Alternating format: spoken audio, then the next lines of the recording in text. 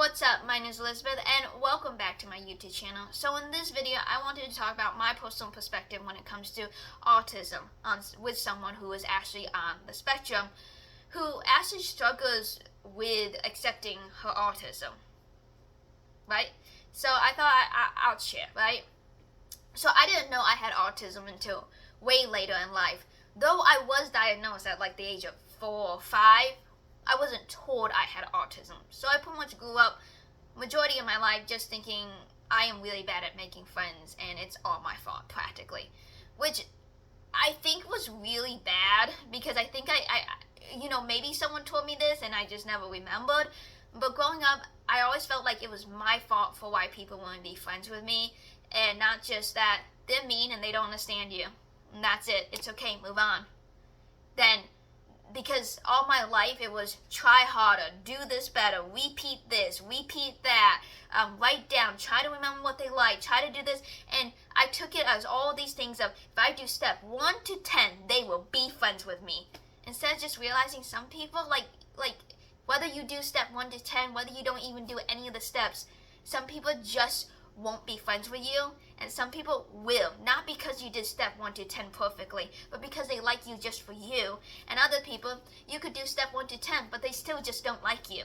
And I think I really needed to hear that it's not your fault that they're friends with you. It's just that they don't understand you, or that they're just plain mean. And I feel like if I'm to tell my younger self anything, that would be it. It's not your fault that you don't have friends. It's that people don't understand you, and that some people are mean. And yeah, it's okay. You can work on your social skills. That's important, and you want to reach out, but it's okay. And it doesn't rely all solely heavily on your little self to make sure that they're friends with you. Because growing up, I was left so broken-hearted that I was broken. I was the reason why nobody wanted to be friends with me. And the friendship lay solely on my burdened shoulders. And they had no responsibility in it. And I think that message didn't come clear to me. I think maybe some people tried, but I didn't get the message. And maybe because people worked so hard on my social skills, I just took, oh, well, that's really what's wrong. Like, you can say that, but what's really wrong is that I'm bad socially and I'm the fault they won't be friends with me.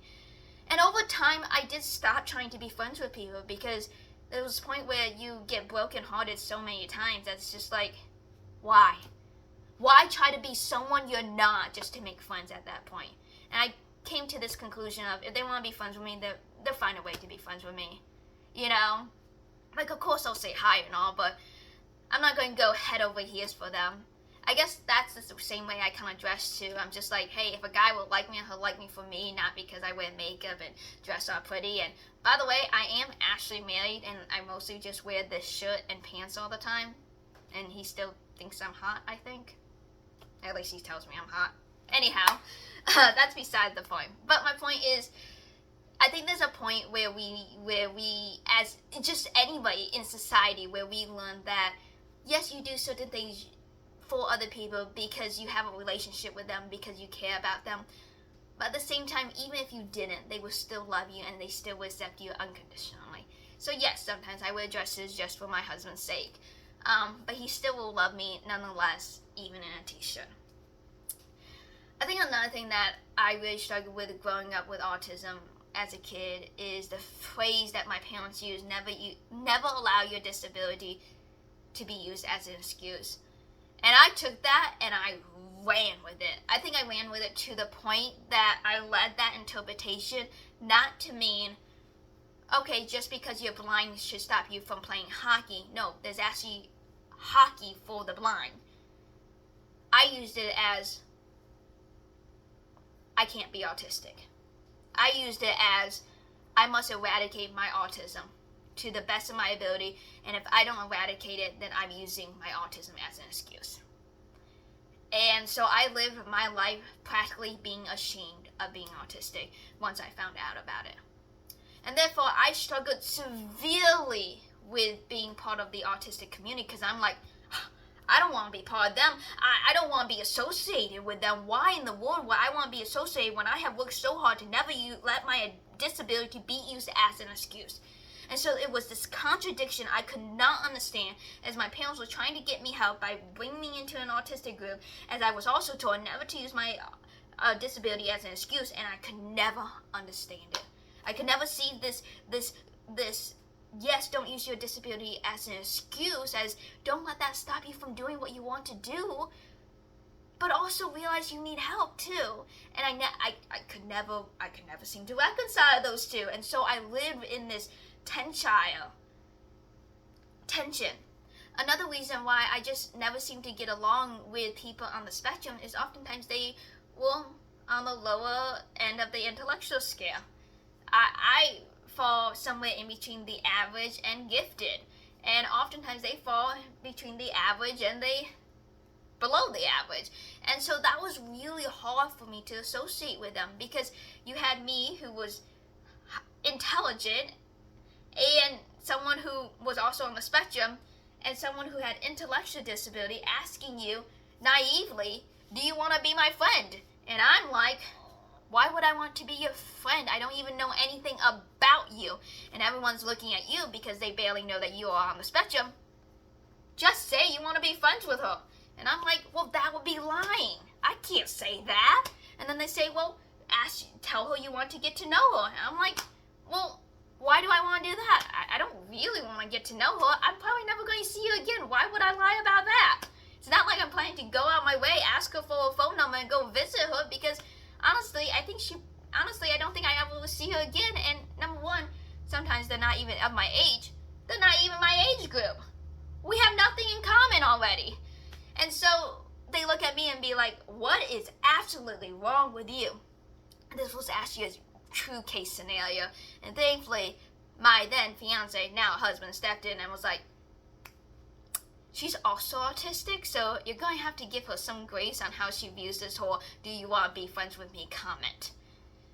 The woman tried to convince me to say that, but my gut and my whole stickling of do not lie could not convince myself to say that, so I try to pretty much hide for the rest of the night, which is often what I do. So that's the reason why I struggle with interacting with people who are on the developmental disability, because I was not really taught how to deal with someone on the disability development ladder. All of my training for all of my social skills were based upon everybody who was typical, who was neurotypical. You say hi, you say goodbye, you ask them their favorite color, you ask them this. And I think those were all good, but I think one thing that absolutely failed, that I think is really hard to teach any autistic person, and maybe I'm wrong, is that friendships aren't based upon facts. Friendships are based upon experiences. They're based upon emotions, and just learning to work with each other and trust, not based upon how much do you know about this person.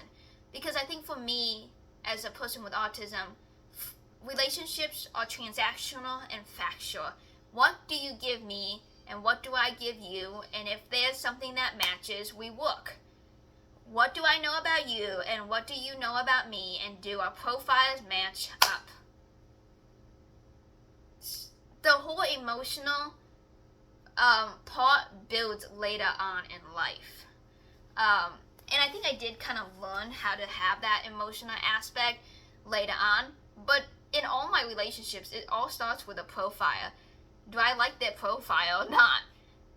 It's literally how I kind of dated the guys I dated. It's like, did I like your profile? Did I not? Sometimes I was just utterly desperate enough to take anybody who literally asked me out, which, don't do that. Don't just say yes to a guy just because he asks you out. Like, dude, if you don't like the guy, don't say yes. Don't feel obligated to say yes, and don't feel like you are hurting his feelings by saying no. Because trust me, you're going to hurt their feelings a lot longer if you keep it up and then be like, well, I never exactly really liked you in the beginning to start with. Trust me, that crushes them way more than just saying no in the beginning. Lesson from there. But yeah, so that's why that's a struggle. With that being said, I think growing up, I learned to mask really, really well, to the point that people don't even know that I'm on the spectrum, which sometimes their comments were kind of like bothersome. Like, they would say stuff like, I never knew you were autistic. And it's just like, part of you is like, thank you, but then part of you is just, okay, so what happens when you find out that I'm not autistic? And more likely, what happens when you find out when I actually act like when I can't keep this masking up? And so there's this pressure to keep succeeding because that's why they like you. They like you because you're not being autistic right now. And also it negates all the struggles. A lot of people look at me and go, oh, well, you've grown out your autism. Or, I bet your autism isn't as bad as Johnny over here. I'm like, did you meet me when I was 4? No, you did not. When I was 4, I was literally told I may not be able to go to a regular school building, the brick and mortar school building. And I tell people that mostly just to get their point of view of, okay, I was a kid that they did not think I was going to make it on a regular educational track. And I graduated college at the age of 20. So everything you see was me trying to get leaps and bounds over here. And I feel like people miss that when they try to praise you for being that, or trying to compare you to little Johnny who's only 5. I'm like, I was just like that when I was 5. And I think there's this idea of the goal is to not be autistic for my life, whether that was the mantra of never allow your disability to be your excuse, or just people's comments of, oh, you don't even look autistic. And so I've just grown up being almost embarrassed and not accepting that I'm on the spectrum. But I am often reminded that I'm on the spectrum almost every night of my life because I have this thing which I call regression. I regress almost every night. What does that mean? It pretty much just means that I can no longer mask my autism, and therefore everything that more people would say is more severe autism ends up showing.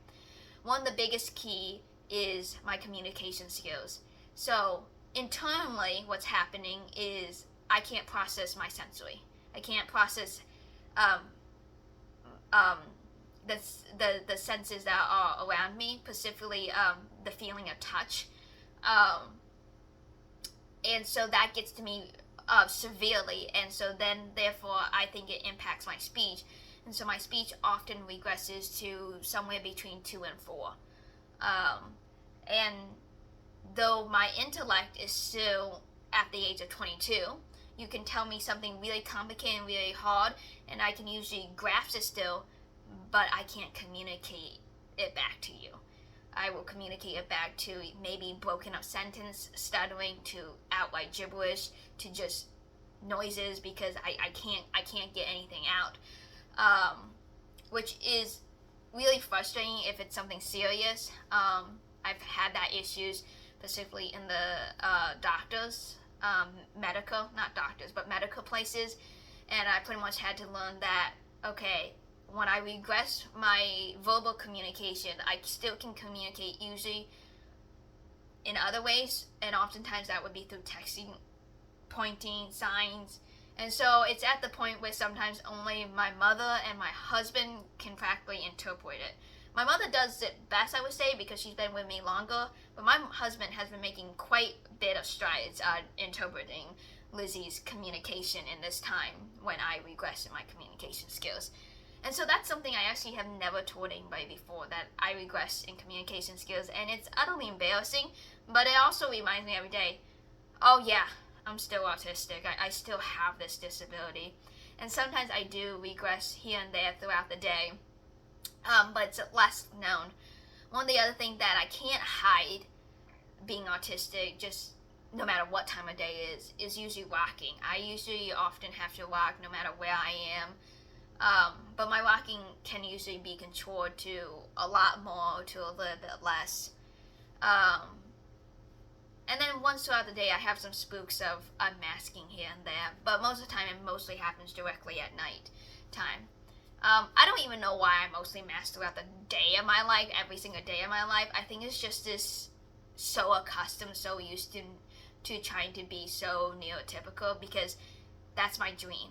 My dream is to be neurotypical almost. And I don't know if that's still my dream. I kind of feel like it still is, because because I don't want to be autistic. I don't want my children to have to be affected by me being autistic. As someone who is going to be a mother, this fall, I just don't know how my child or children in the future would perceive me. And I guess my biggest concern is my autism being a burden to them, making them grow up sooner, or making them have to explain to their friends, this is why my mom does this is why my mom said that to your mom when she shouldn't have, or whatnot, I don't want them to have to deal with that. I don't want them to have to advocate for me. And so there's a part of me that's like, okay, I really have to understand and learn my own autism so that they don't have to do that. But then at the same time, I also have to face the truth that I am autistic. And so that's really where I am right now. And this is probably not the autism point of view video you were hoping to watch. You were probably hoping to watch someone who is absolutely accepted with their autism versus someone who is talking about autism on Autism Awareness Month that is half in denial that they're even autistic. So yeah, there's that. I would say the last thing that I really struggle with is when people kind of loosely use the word autism or autism for every single reason, or quickly assumes a kid has autism. I'm like, why? Like, be very careful about how we use that, in my personal opinion. I don't think you should be quick on labeling somebody. I don't think you should be quick on saying, oh, I think I have this, especially publicly. Now, if you're talking about privately to someone that you confide in, that's an absolutely different story. But publicly going around go, oh, I think this person has autism, I think that person has autism. Like, can we just stop throwing that word around? Because the people who really do really struggle with it, and it kind of degrades that.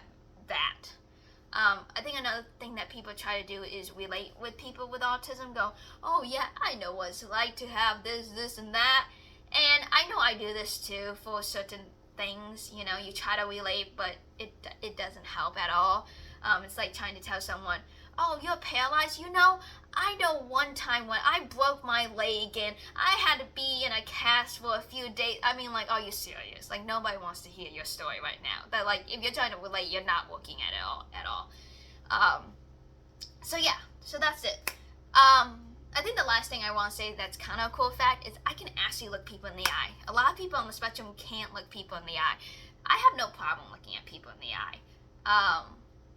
But I am very much bothered sensory. I have a ton of issues sensory-wise in my back that I can never seem to solve. And I think that really pushes my stimming, which is the rocking back and forth, which is sometimes audible noises, but that's usually very rare, more in private. And at night, it's what regresses my communications, my verbal communication skills. So that's where I am. I know that's probably longer than I expected it to be, but I really hope you enjoyed this video, and I hope maybe it helps someone or just informs you guys that not everyone who's on the spectrum views their autism exactly the same way. Here's one person who struggles viciously to accept that she's autistic, despite her being autistic. So with that being said, thank you so much for watching, and see you guys next time. God bless. Bye!